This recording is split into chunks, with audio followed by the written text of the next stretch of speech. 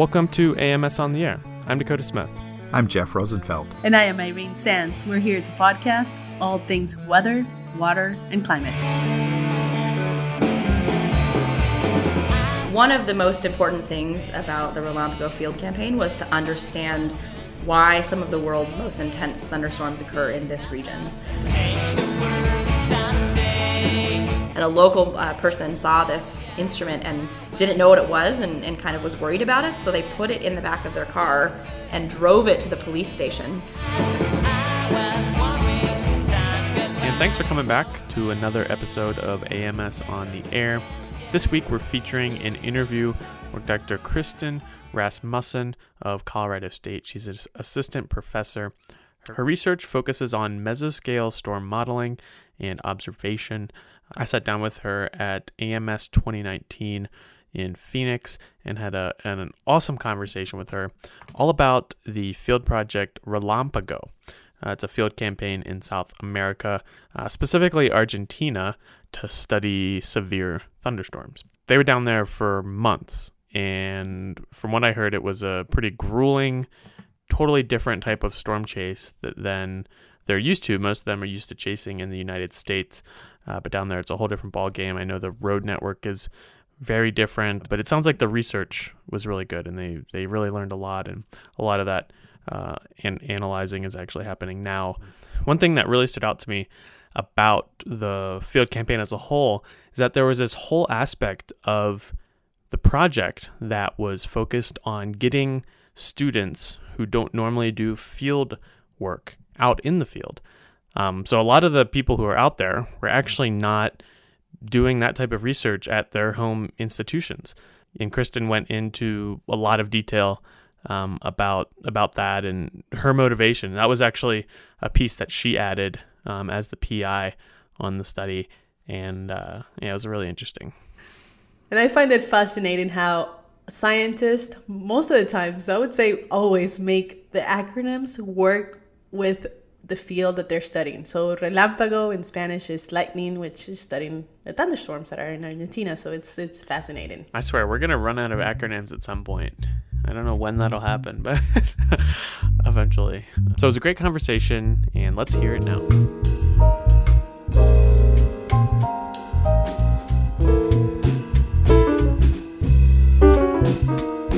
The RELAMPAGO field campaign was a 45-day field campaign. It began on the 1st of November, and it went all the way through December 18th. And were you there for all of it, most of it? Yes, I was there the entire time. It's really important for particularly for getting the science that we were hoping to achieve, for having some of the PIs there the whole time to just have the overall kind of umbrella of the science that we wanted to capture and guide the campaign to success. Wow. And how's it been? I'm sure it's been a crazy, awesome time. It was a great campaign, yes. We had a really nice time. It was a very challenging environment to work in, having mobile operations in a foreign country. Luckily, we picked really easy roads that we knew were good and safe to drive on and to deploy instruments on. But we did run into some challenges with connection and cell phone connections and that kind of thing. Communications was somewhat of a challenge, but we overall had really great data and really great opportunities to sample really interesting storms in the region. So I guess if you could just give us sort of an overview of what the mission is and what you all are actually doing out there. Mm-hmm. So one of the most important things about the RELAMPAGO field campaign was to understand why some of the world's most intense thunderstorms occur in this region.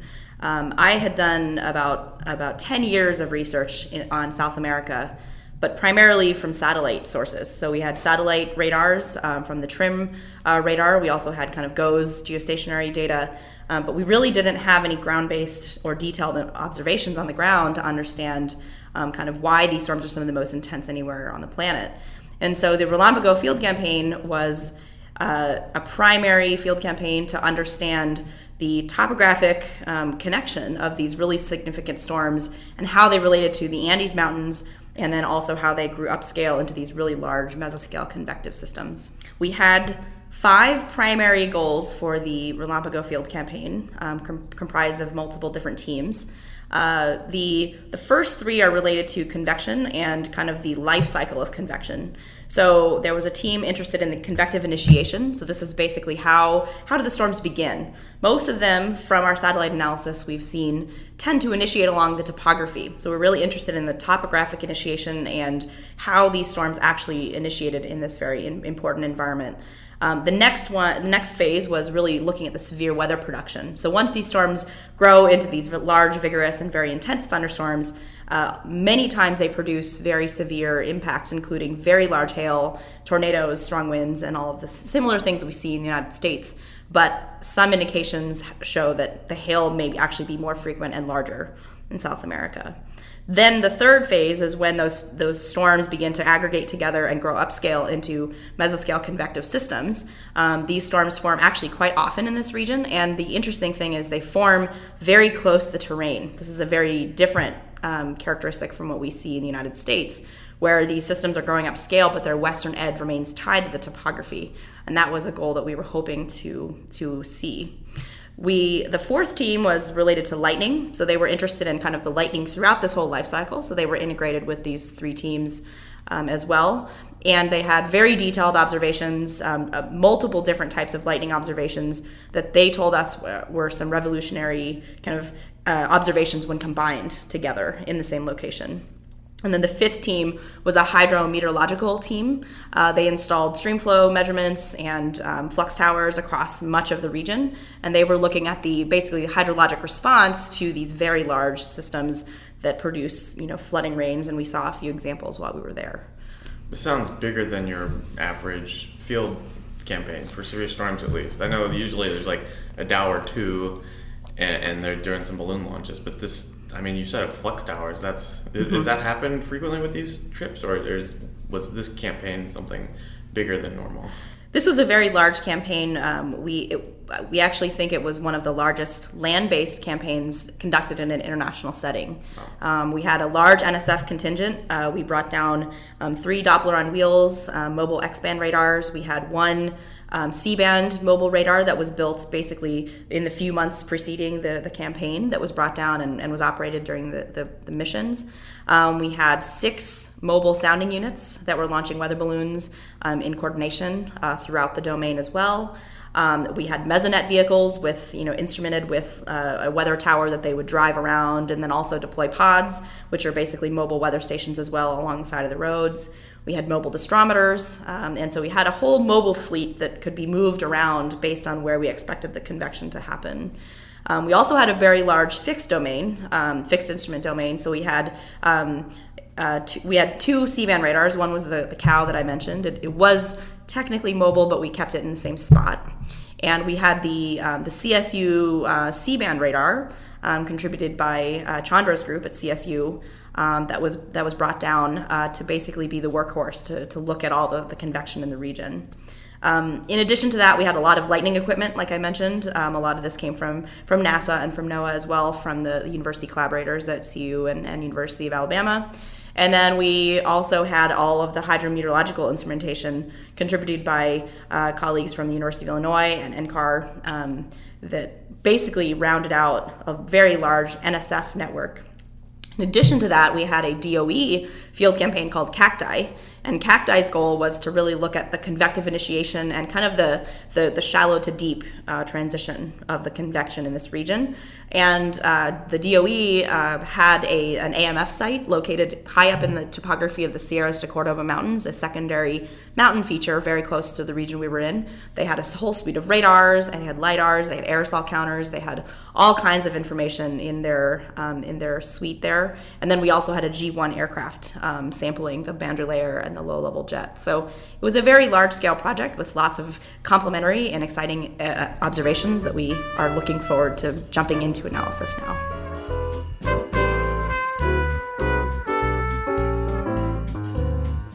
We were very lucky. We had very good collaborations with the local scientists. So one of the scientists, her name is Professor Paula Salio. She's the professor at the University of Buenos Aires. She actually had the connection to talk to the local police. And every time we ran a mission, she sent a map of our locations of all the instruments to the police chief, so that they would know where to expect things, and if they got calls about weird instruments on the side of the road from locals, that the police would be aware. There's a funny story that the listeners may be interested in, that early in the campaign, a local saw one of our pods. These are like big yellow metal stands with a kind of a weather instrument on top.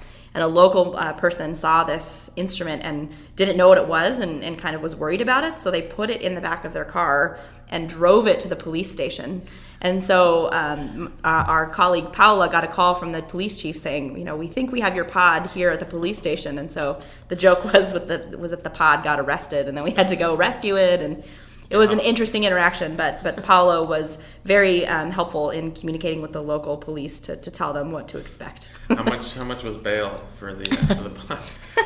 I'm not sure. They kind of laughed because they knew what it was when they saw it. The police did, but it was the locals that didn't actually know what it was. So as part of our campaign, we also had a very large outreach effort.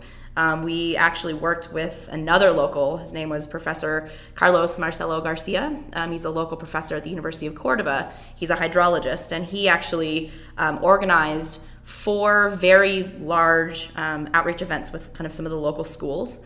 We saw between 400 and 600 students at all of these events, and we talked to them about the science of Relampago, why we were there, what we were there to do, and just kind of trying to teach them about the science of the field campaign.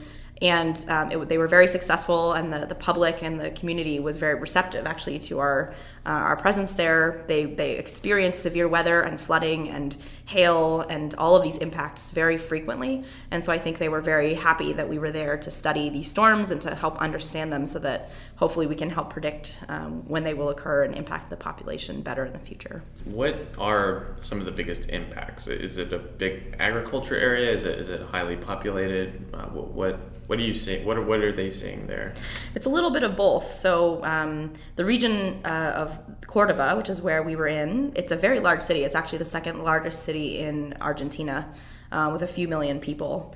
And they get very frequent hail, flooding, tornadoes, things like that impact the local region quite a bit. And while we were there were a few tornadoes slightly east of the city. There have been multiple reports of very, very large hail in the region. In fact, we think the world record hailstone may have fallen in the city called Villa Carlos Paz, which is where we were actually having our op center, just 20 minutes west of Cordoba. The hail found you. We didn't see it while we were there, but we had reports of this hailstone falling last February.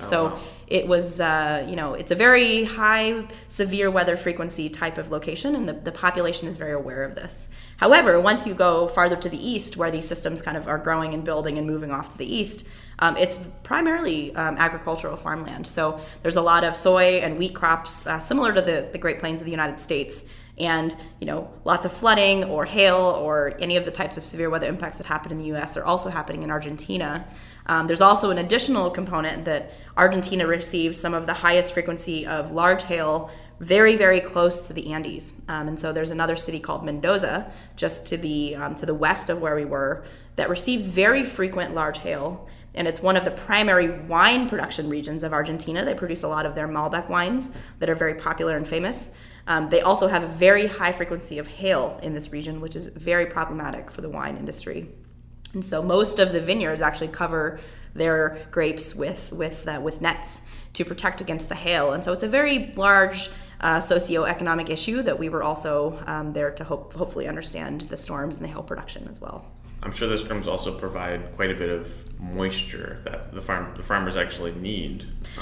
They do. Similar yes. to Great Plains. They do. So they need the moisture, but they don't want it too much or too early or and so understanding kind of the frequency of these storms and how they interact and behave is a really important thing for the agricultural region. So there are many aspects of the campaign that we're hoping to contribute and continue working with our local contacts and collaborators that we built during the campaign. So now the fun begins, right? Now it's time to dig in. I mean, where do you even start? Like what? I guess there's a lot of different collaborators, but what are you looking to find now? So you're right. The fun is now just beginning, and we're all very excited to basically dig into this immense data set that we've collected. My personal research goals focus on the unique characteristics of Argentine storms. We we built this campaign based on the understanding that these storms are a very unique feature amongst global convection. And my personal research goals are to basically figure out why are these storms so unique and how are they forming in this really kind of different environment from what we see almost anywhere on the planet. And so this involves analyzing the radar data and the sounding data and all of the other platforms that we collected to try to put together a story of, fitting into the satellite data that were basically snapshots. We can now look at the temporal resolution of growing and building convective storms and how they merge together. What are the dynamics and the microphysics and the thermodynamics of the storms as they grow and build, and how are those features unique from what we see in other places in the world, for example, like the United States.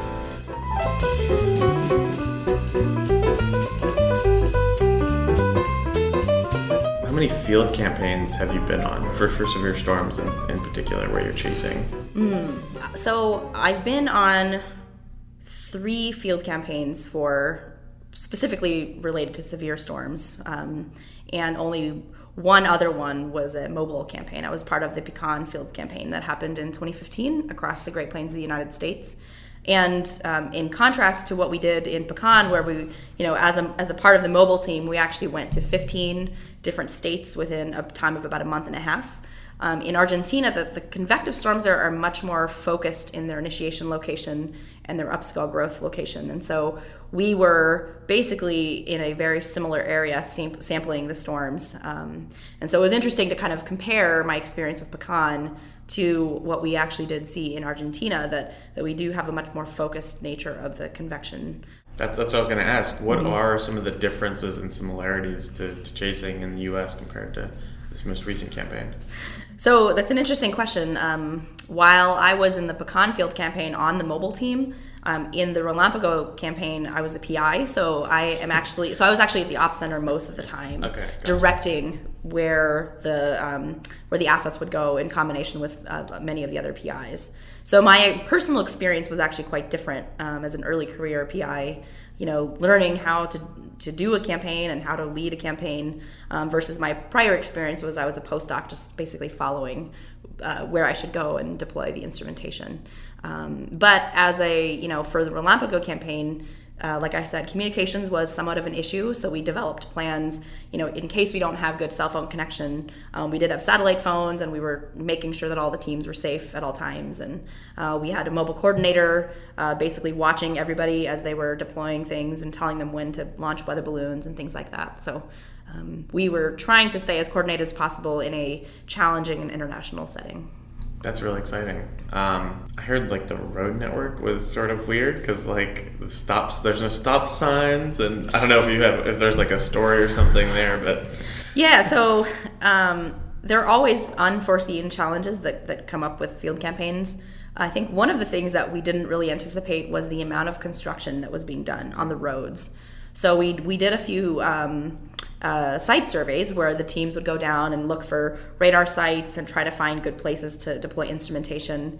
And when we came back, a lot of those places were either under construction or the road was being changed, and some of the road signs were removed from particular locations. And so it was actually an ongoing challenge that if we wanted to try to deploy instruments in a new location that we hadn't seen before, since that previous site survey, we would have to actually go see it and make sure it was a safe place to deploy a big radar, for example. Gotcha. So there were some interesting challenges. We also, in the very last IOP, there was a lot of surface street flooding in the city of Cordoba in particular, and so navigating the teams through the city to basically get them home safely after observing this massive MCS was a big challenge. So there were some challenges, but I think overall everything went really well, and we learned how to deal with the road network in the region. But many of the roads were actually unpaved, which was another big problem. One new component that we added to this field campaign was a program called the Advanced Study Institute. This was a program that I led in combination with the assistant director, Melissa Burt from CSU. This was a program that was meant to include graduate students from the United States in field campaigns where they either have never had a chance to be involved in a major field campaign before, or they're from very small programs or even programs that don't have atmospheric science majors, or also underrepresented minorities across the field. So we brought 16 students down to Argentina, and we infused them into all of the different teams. So some went out with the sounding team, some went out with the radars, some were in the op center helping us with decisions.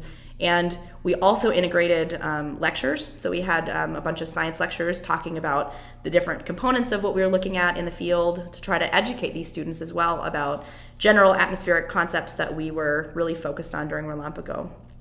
And many of these lectures were given by very high-level premier scientists in the field who were there as PIs for RELAMPAGO. In addition, we did a lot of professional development with the students. We had resume editing sessions, and we integrated a lot of the great work and expertise of the NCAR Education and Outreach. Rebecca Hacker actually came down, and Lorena Luna from the SOARS and NCAR Education program came down actually and helped us with our program. So it was a really excellent program. It was the very first time that an ASI program like this was done in combination with a field campaign. And so it was a very exciting part of the campaign, and we also integrated the students in the outreach efforts that we did.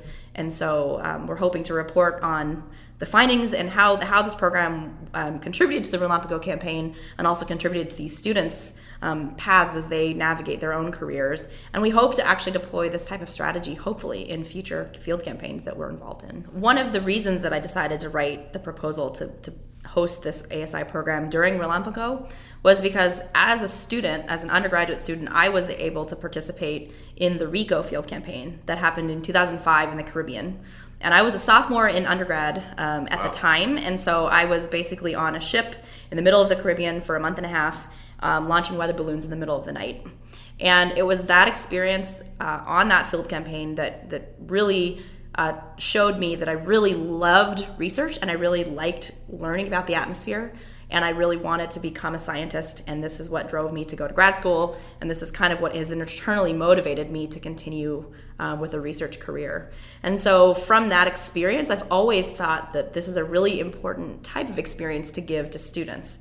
And so when I saw the opportunity for the NSF International Research Experiences for Students program, I thought, why shouldn't we try to bring these students down to the field and give them a similar experience? And so that was the motivation. But at the end of the day, seeing these students, and they were doing things they've never done before. They were in the middle of a field campaign. Some of the students actually do modeling-based research projects back in their home institution and would never have had the opportunity to do any field work.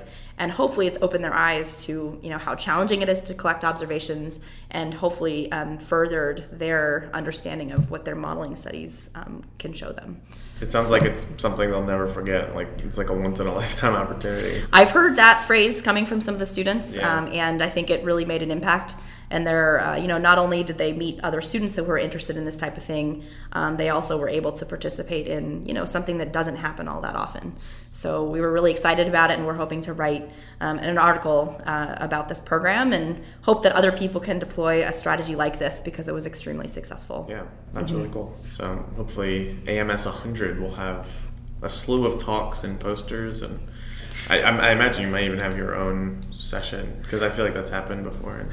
Yes, we hope to have a RELAMPAGO session at the Centennial AMS conference.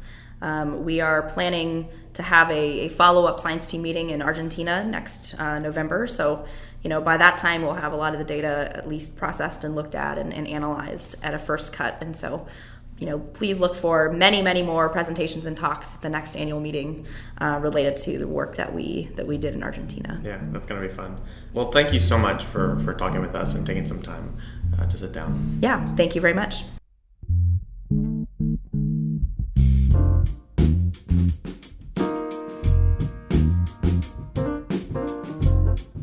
Thanks for listening to this week's episode of AMS on the Air. We hope you enjoyed it and learned as much as we did. Don't forget to subscribe to our feed in your favorite podcast app and listen to future episodes. Also, we're on Facebook, Twitter, Instagram, the works. Wherever you are, we are, so find us there. Happy weather. Thanks for listening.